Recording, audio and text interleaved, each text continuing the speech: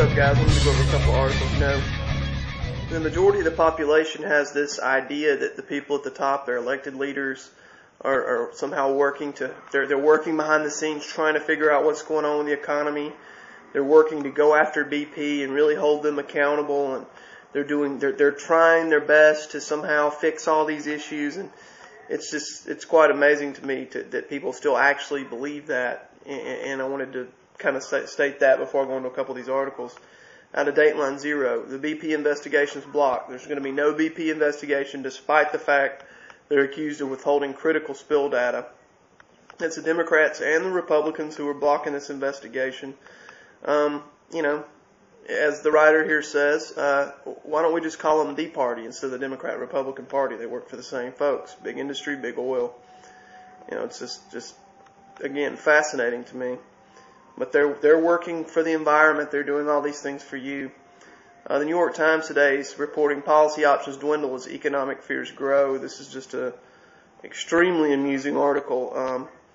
It talks about how the economy is we're all of a sudden now tilting toward danger, despite our aggressive regimen of treatments. This whole article lays it out like you're a 3-year-old.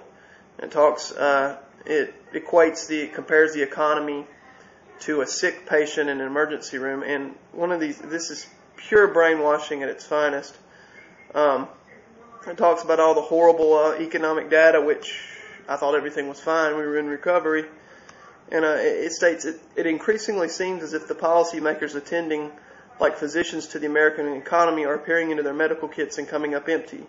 Their arsenal of pharmaceuticals largely exhausted, and the few that remain deemed too experimental or laden with risky side effects. The patient who started in critical care was showing signs of improvement. And they paint this whole picture, like trying to sell the public on the fact that there's these people up there. They're entering algorithms into calculators and they're working behind the scenes. They don't know what's going on. They don't know how to fix it.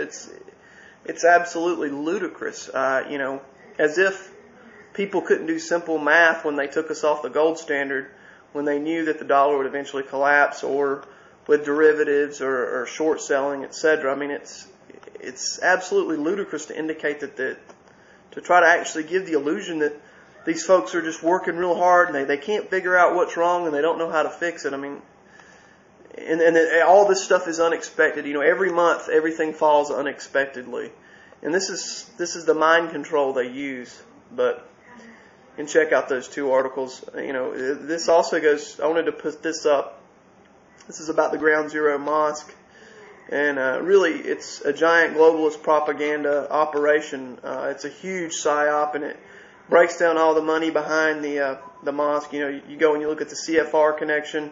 It was Faisal Abdul Rauf's Council on Foreign Relations connection that is most striking. The CFR is a corporate think tank that supplies elected representatives with a steady stream of policy whose membership consists not of intellectual thinkers but of notorious policy wanks, globalists, mega corporations, and bankers, and it lists all the CFR's corporate members. And it talks about how much money they make off the wars and how this is really, and we know this is more or less a psyop to drum up support for wars in Iran or Syria or Pakistan or wherever they decide to go next in their long-term agenda, which is what it is. So check that out. It really lays out the paradigm of the psychological operation that is the mosque. One more article I wanted to cover. There was a lot of things I wanted to get to, but the guy who was investigating the 72 people who were massacred in Mexico is dead. The body of an official investigating the massacre of 72 Central and South American migrants killed in a ranch in the northeast Mexican state was found today dumped beside a nearby road alongside another identified victim, according to local media. 2 cars exploded outside the studios of the national TV network Televisa in the state capital. I mean, you want to talk about a war zone. That's the case down in Mexico, particularly northern Mexico, next to the road. And that's really it. Take a look at these articles.